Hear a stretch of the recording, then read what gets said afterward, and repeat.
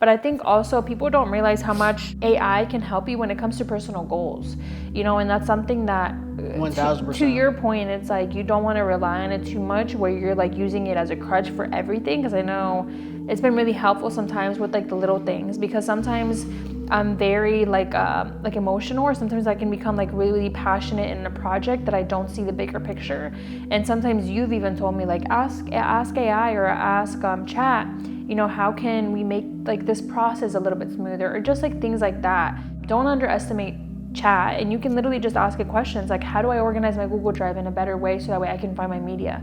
Or something as simple as like, if you want to lose weight, how can I lose weight in 30 days? And it will give you a plan. At this point, you should be utilizing AI, business or not business, to help have your task in your life and your organization in your life just be more successful.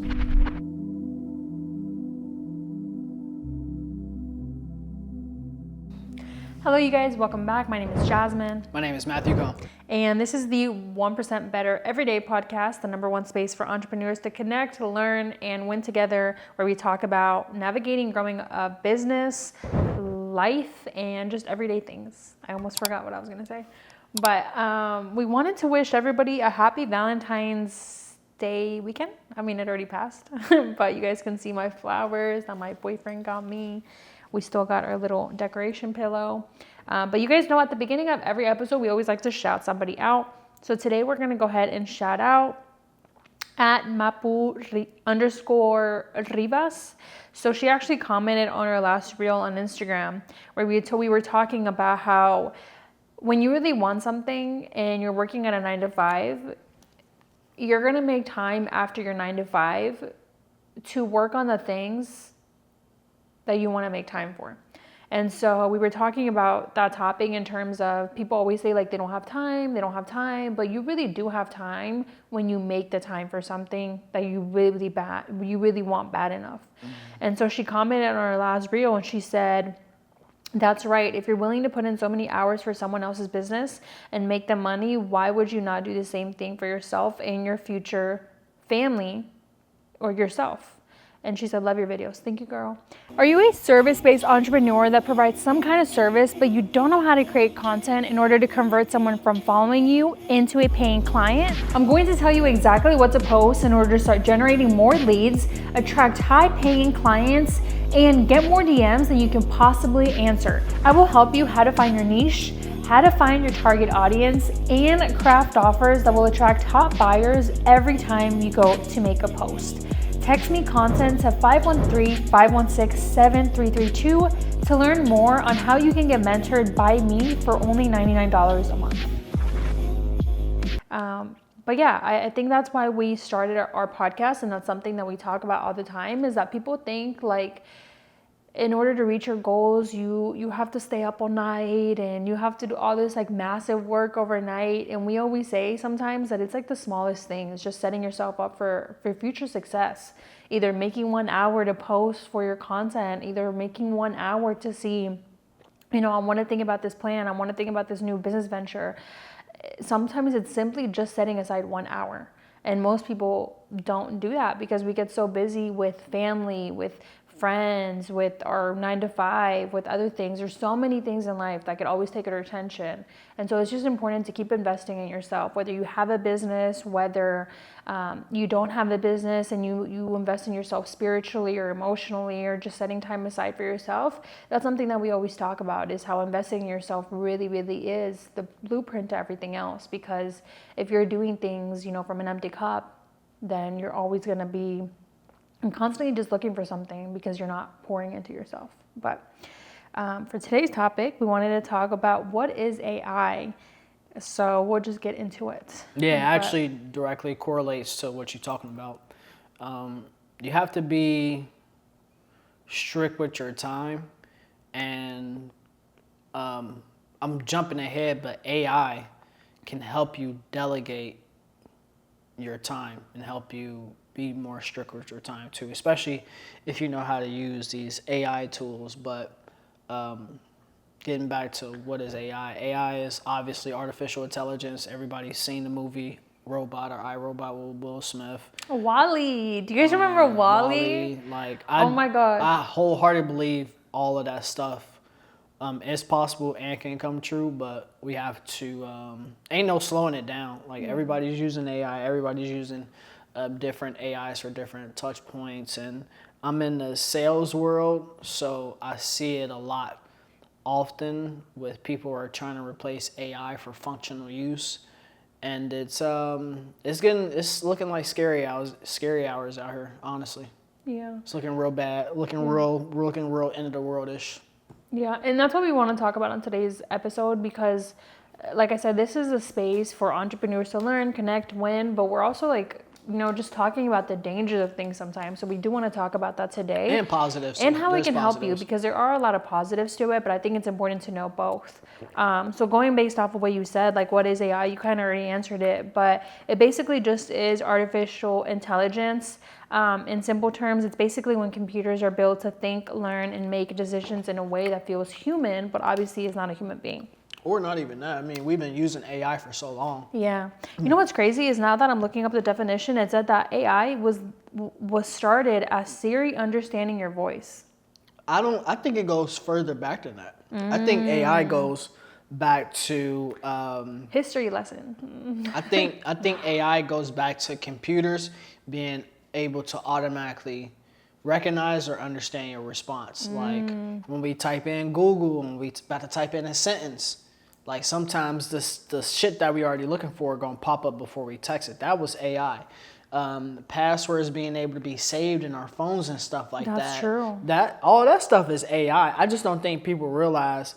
I think people see AI as one thing, but they don't realize how many different areas AI can be. It's been super helpful for not only just in business, but in life as well. You're able to get specific things done a lot faster. But again, my grievance with AI right now is just it's taking away functional use. People are going to it rather than trusting their natural human instincts, and also people are replacing it for, again, functional things that we shouldn't be replacing it for.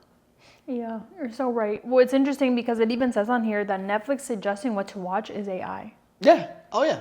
I didn't even think that was AI. Yeah. Who's doing that, though? You got to think about it. The computer is giving you an automatic response based on, like, Next Up, like on Apple Music or any streaming platforms.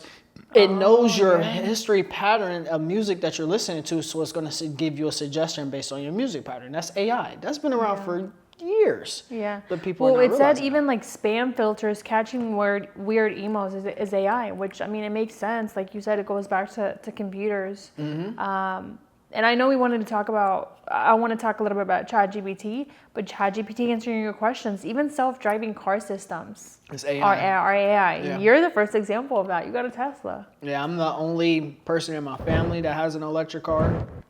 And out of my close friends, I might be well, I wouldn't even say close friends, people that I'm in proximity to. I might be the second or third person that's had an electric car. So I've always been on the side of implementing just futuristic things, tech, learning about it, just being ahead of technology just allows you to be advanced in your life. And also we're in sales, so we have that type of lifestyle where a lot of our lifestyle depends on how hard we work and what effort we put into, and being able to utilize AI helps us to achieve those goals. Yeah. And, so positive. Those are really positive things about AI. Yeah. And I mean, that's something that we do want to talk about. I want to know, what is the history of AI? I'm pretty sure it started with computers, but I'm pretty sure it goes back even further, because you know what it makes me think of? Well, it's computers. Is 1000%. Is why did it originate? And we don't want to talk too much about the government, but I'm sure the government kind of came up with it for help, for something. No, I'm pretty sure some very, very extremely smart person in their basement, or it could have been a 12-year-old kid that did that stuff. But of course, AI goes back to our imagination and what computers can help us out with. If you can program a computer to do a specific task, that's AI. To me, that's AI. We can do a whole other part too because it goes so in depth on that. But let's talk about how we personally use AI because we could go in so many different directions. But I know you wanted to talk about AI specifically in video editing because you use it a lot to help you in that sense. And I want to go there in a minute. But I think also people don't realize how much AI can help you when it comes to personal goals.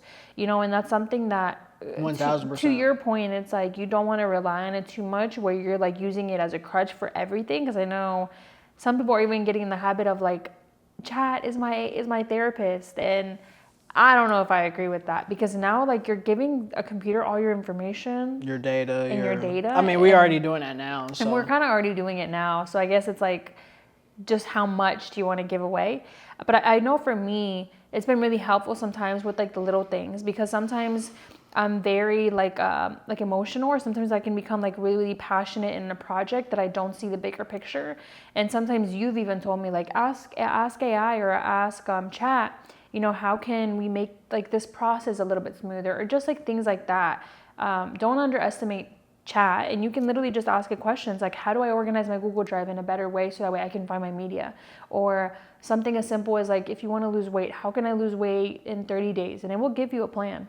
Yeah, that's actually really good because I came up with a savings plan to hit like $1 million, to save up $1 million in AI. And what you have to do with chat or any type of open source AI that you're using is you have to be very specific about your life and the prompts that you're given so it can give you a very good response too. Because if you're dull in thinking, then the prompts that you're going to give your AI is going to be dull, which the responses are going to be dull. So you have to put more detailed information into the AI in order to get the best results, and also give it pushback too and make changes and stuff like that. But it can be and I'm not even talking about business, just in your personal life. It can be very, very helpful, especially if you have like sometimes we're so busy that we are forgetful to do things, and once AI is able to make calls and set reminders for us from our phone, just by us giving it a prompt, that's going to be next level. Because we'll be able to, hey Siri or hey ChatGPT, like every week I need to do this, and have it send out an email. Boom, it's going to be able to do that, and it'll be I think there is a way now you can do like tasks. Maybe we'll get that into another episode. But I know that they're even then, you saying that it's a possibility, that's something that's helpful. At this point, you should be utilizing AI, business or not business, to help have your task in your life and your organization in your life just be more successful. Matt, I need your help growing my social media audience. All right, guys, if you need help growing your social media audience, make sure you text 602-390-7002. Once again, it's 602-390-7002. Yeah, because we always talk about how like organization really isn't something that is everybody's strong suits, and I think we didn't realize that until we became business owners. At least I didn't. I always knew it was an important, valuable skill. I just didn't realize how important it is, especially when you're in business, because most people don't even have that as a skill. So if you're someone that's like, hey, organization isn't my best skill, then use ChatGPT to help you.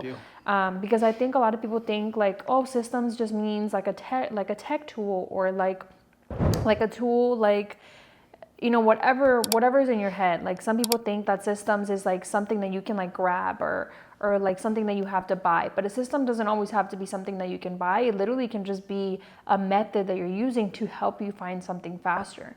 And that's why I said like, especially within media, sometimes we have to put a lot of content on Google Drive. Something as simple as asking chat, hey, how can I organize my folders, or how can I name them in a better way? to make sure I find my content is going to help you a lot with that organization. But Yeah, and just because you have AI and it's prompting you to do stuff doesn't mean anything. Yeah. You still have to be I want to go actionable back to that. Yeah. person. I want to go back to what you said, that I think that sometimes what you give it will give you better responses. Because I know, for example, I'll just take me and a colleague that I work with, but one of my colleagues literally puts in like 2 paragraphs, and she always tells me like, oh, I give chat so much information, and I see the difference between the answers that she gets versus the answers that I get. Because I will be very honest with you guys, sometimes I am lazy when it comes to chat, and I would just be like, hey, can you give me this? And then I have to do it like 10 more times because I didn't feed it enough information. Right. So I think, to your point, it also goes back to AI is only going to work as smart or hard as you're kind of putting in the effort, to your point. Yeah. I mean, I know you use it for video editing, so I don't know if you want to touch No, on. I'll touch on that. So Yeah. it's I'll go back to maybe 3 or 4 years ago, probably before we even moved to Arizona. I was using AI on Premiere Pro and I didn't even realize it. Oh, So how? when, prime example, say for example, if we had 3 different cameras, right, and I would take all the camera angles and line them up on Premiere Pro, there's this option that says synchronize. And when I click all 6 of my things, if we had 3 camera angles, the AI on Premiere Pro lines up the camera angles so that the audio matches. And I knew it was AI, but now, like, the older I'm getting, I'm like, oh damn, I've been using AI for that stuff. And then now, shout out to Captions, y'all owe me $20 a month or some shit like that. I think I paid them, or it's like $25 a month, but it's worth it because I make the money back. There's this app called Captions, and all of our short form clips, that's how I make our captions. And then on some short form clips where I use B-roll sound effects and stuff like that, that's not me editing any of it. That's my own personal AI editor that edits that content specifically in a specific style based on what I'm telling it to do. And so now, like, the fancy effects, the zoom in and zoom outs and stuff like that, I never do that anymore. I have my AI edit that. So then while my AI is editing that, I will be working on other stuff so I can multitask and get multiple things done at one time. So it's just speeding up my process of editing. But as far as anything else, other people will probably tell you more, but I'm a really simple editor. I don't do the whole fancy stuff, so there's so much more in depth that you can get into, but me, I'm pretty surface level when it comes to AI editing. I was going to say, have you done a YouTube tutorial showing that? No. You should. No, I'm not. You don't want to I don't want to give away that juice. Comment down below, guys, if you want Some that. juice, I'm Comment just down not below if you want that. I'm not going to give Because away. I mean, I think that's another reason why we want to talk about AI and just like different things on these podcasts, is because They sometimes can pay me. I mean, sometimes but sometimes we don't realize how much information goes into media and marketing. Like, people think that media and marketing is so easy, and it's not. There's a lot that goes into it, even just using AI in media and marketing. But I think for me, the reason, or the way that I use it the most, is I use it a lot for copywriting. So I think also when you're using ChatGPT, like, to your point, you have to know first the goal, like, why are you using it? And I think before you even use it, you have to understand how you want to use it, but how to use it to help you work smart. What I mean by that is, like, I know for me, I love storytelling through video and through strategy and through helping, people come up with like ideas to share their story. But I'm just going to be honest with you guys, I'm not the best when it comes to copywriting. Like, my clients will give me their story and I know how to put it on camera.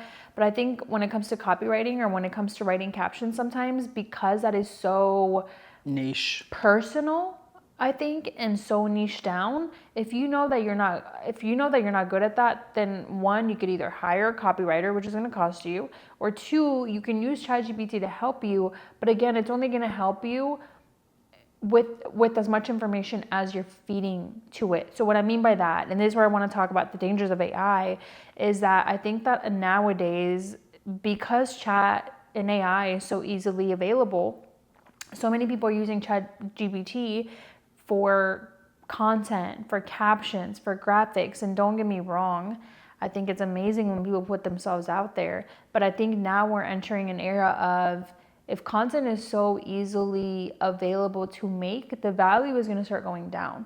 So I think that you have to be careful with using chat in terms of, if you know your strong suit is in graphics, then maybe you can use chat to help you make graphics. But you also have to make an effort to put value into the post. So what I mean by that is, if I know I'm not good at copywriting, but I still want to tell my client's story, I'm going to use chat, but I'm going to give it a bunch of information, or I'm going to say, hey, how can I do a better job at telling my client's story? Because we want to express X, Y, and Z. I'm not just telling chat, help me come up with the caption for my client's reel, because that's so generic. I want chat to help me express this emotion or this topic, and that's how you make it better. So I think when you are using ChatGPT or when you're using AI, you kind of already said it, but it's just using it in a smart way where you're still presenting value and your value doesn't go down if you are a business owner. Because if you're using ChatGPT for everything, then what's the difference of someone hiring chat versus hiring you? Well, I don't think the value is going to go down at all. You know why? Because people still have to physically take the action onto it. Like, again, you can have ChatGPT, you can have all these true. AIs to give you all this advice and stuff, but the person on the other side of the advice still got to actually stick to it, which is why if it was so easy, everybody would do it, but that's not true because everybody's not doing it. I run into people, like, I listen to... But I think, sorry to cut you off, but I think to your point, you know how to create value for your clients because you tell them it's a very strategic video with the strategy behind it, not, oh, I'm just going to make 3 videos for you with 3 captions. Yeah. But what were you saying to your point? It's you still have to execute the idea. Yeah. Like, and that's why, like, I watched like 3 of Dan Martell's coaching calls today, and all of them were about media. And after he does like his 10 to 15 minute spiel, he does a Q&A with all his paid clients and stuff like that. And all of them are just, they don't take action. And it's like, we've been doing content and stuff for almost a decade now, and what's the most reoccurring problem with people just want to do what they want to do? It's them not taking action. So again, doing this for almost a decade, the next 20 years is still going to be people not taking action. Yeah. So at the end of the day, you can have all these amazing things and properties and stuff like that to be able to help you out. And like I said, AI is amazing, but if you're not taking action, then all of it means nothing. Yeah. And I mean, that's where we wanted to talk a little bit about the dangers of AI, because I think we kind of already touched on it, is like the dangers of AI can be, you know, I think that because it's so easily available now, somebody could potentially go on the internet and steal all your information. I've seen it happen. Yeah. Where people steal your profile picture and they come up with a whole new Instagram, and then people are like, is this you? And it's actually really not you. It's like a whole scammer. Yeah. So that's why I said deep fakes. Yeah, you just have to be super, super careful with like how much information you're sharing out there.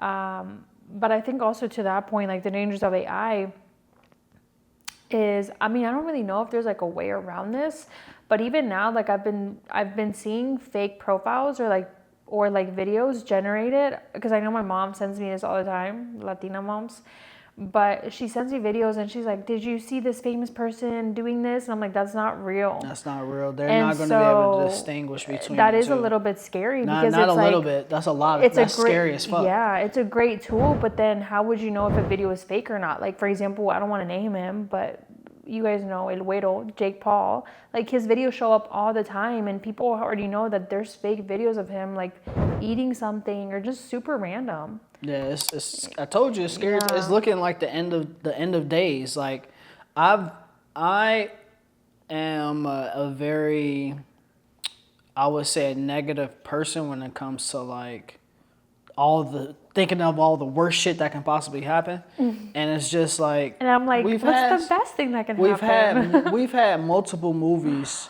just tell us about the disastrous shit that can happen with the advancement of AI. And it's not, I'm telling you, it's not looking good. Like, as much as there is good in this world, there is evil, and the most evil, atrocious shit that could possibly happen with the advancement of AI is going to be, it's going to be so scary because these guys that are creating this stuff are smart. They know how to get voices. They know how to get images. They can be deep faking anything. They can be stealing anything. Like, it's getting real scary out here. Like, I'm telling you, in the Bible, end of days type shit. Like, I mean, don't call it yet. but I'm calling it because we've seen it. That's why I brought up Wall-E, because it was so interesting. Because I remember the first time when I was a child just watching Wall-E, and it's crazy because woman's intuition is never wrong. But I remember having this intuition or just a gut feeling like this is gonna happen one day. And now look at us. Like, I remember in the movie Wall-E, if you guys have ever seen it, let me know down below your thoughts. But if you guys remember in the movie, there were people, I think they were like in this other planet or something, or they were like in a spaceship. And the people were literally sitting down and they were kind of just waiting for their food to come on their plate. So obviously it's not the same thing, but even with we're doing that now. Even with DoorDash, it's like people can be in their Comfort in their at home. house or in their chair sitting all day. You don't even have to like get up, and your food will be delivered the same day. So I think that as much as it is good, We got self-cleaning I think we robots. also have like a social responsibility of knowing when to limit it, because if not, it's gonna make us lazy. It's gonna make us not even capable of thinking for ourselves, which is really scary. And it's honestly not making us smart. Like, And it's we're- only dumbing Well, us down. it's again. There's both sides to it. Sometimes. It's good and Because you also evil got to of do it. your research for chat. Yeah. Like, somebody or one of my colleagues was telling me, like, not everything on chat is true, and that's very real. Like, sometimes the chat will, or AI will be not accurate. Yeah. And so you just got to do your research. Do your due diligence too. And Yeah. it's like I said, it's scary times. It's positives and negatives to it.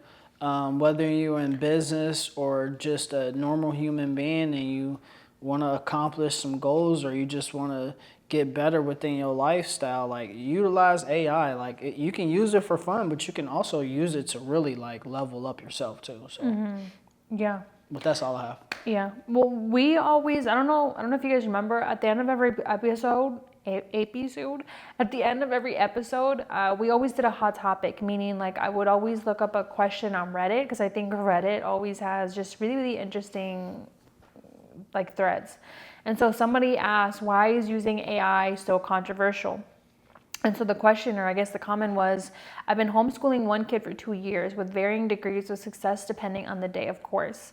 Recently, I've started using ChatGPT to suggest science projects and supplementary activities, also using some tools to tailor lesson plans. Nice. Depending on my boy's interests. That's how you do it. For instance, if he loves the movie Cars and is way more engaged, if I can make lessons relating to cars using tools like, Smart. Whatever. My question is not coming from a place of judgment. What are the downsides? Perhaps I'm missing something. And so there was a whole thread of different discussions, and I want to hear your opinion. But somebody said, AI isn't actually intelligent. It's fed information by humans who may or may not have good intentions. Because of this, it's really easy to come across misinformation with AI. One issue with using it to find science experiments is that it could suggest something dangerous, and you won't necessarily know it's dangerous until you try the experiment. Science experiments are something you can easily Google and find on reputable sites, or you can just easily get a book of experiments out of the library. And somebody else said, while there aren't a ton of studies out there yet, a recent one from MIT shows that using AI reduces critical thinking ability and brain engagement, particularly for younger students. It's something a lot of educators and researchers have been warning about since these LLMs starting to get more popular. AI is notoriously wrong about most things most of the time, like bafflingly wrong, misleading.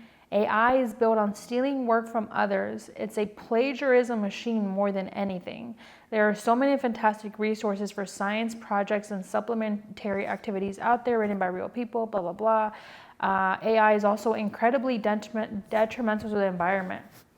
And I have seen that a lot. Data centers. Yeah. Like I said, we can go down a whole rabbit hole with that, but I mean, I get it. That's real. I love that you're using that for your student. And then again, you do your research. Like, don't depend That's entirely very on true. AI. Like, I think we have to do more research. it's honestly, I really use it to drown out my, just like, I have a thought sitting like right here, but I want to take it right here, and I just need a little extra push. So instead of me spending 5 minutes on that extra push, I just put it in the chat GPT and I get there faster. It's just but people will go to an extensive length to use chat GPT or any type of AI technology. Again, I'm in the sales industry, so it's getting more and more prevalent where people are depending and utilizing AI. And the last thing I'll say about this, and it's directly tied into that, is we're going to lose the human to human intention. And because of the advancement of technology, it's just going to widen and widen. And we're here on this earth to take care of humans, not technology. So That's very true. I think we should end it there. I think that even before I started using chat, I was actually the biggest, you know me. I was the biggest person that was like, I'm never using chat. I'm never using AI. Like, I want to be able to think for myself. Because I think even before ChatGPT started getting introduced, that was one of my biggest concerns. when he was at Andy's office, I remember. Yeah, that was one of my biggest concerns, is that there's already so much information on the internet. How do you know what's actually real? Because there was even a documentary that came out that said that if you actually look on Twitter, there's a bunch of things on there that are not accurate. And so I say that to say that, yeah, I think just keeping the focus on, like, we were created as human beings to connect with other human beings. And so that's why I really, really try to limit myself sometimes, because even I have found myself sometimes where I go to events, or I really force myself to get out of my own bubble or just not be at home all the time, because I found myself using ChatGPT so much that I think now it's, how do you say it? Like, it's translating to the real life world, and it's making people like really awkward and like antisocial. And I mean, I don't like it, because I've seen myself kind of go through like these seasons where one season I'm more social, and it's so much easier for me to create conversation because I'm not relying on, obviously, on these tools so much. And then another season I find myself like not even knowing how to start a conversation because I've been on a computer basically all day or for so long. So I think it's just just keeping ourselves accountable with knowing like how to use it as a tool, but also not relying on it too much, and knowing to do your research, because you never know. But that's where we're going to end it, you guys. Let us know down below what you guys thought of this episode. Leave your comments, questions, concerns. Talk with us in the comments. Do you agree with any of the things we said? Do you disagree? Let us know down below, because we want to hear from you guys. And let us know if you guys want a part 2, because I know we could go so much deeper with AI. But we will see you guys in the next episode. Bye, you guys.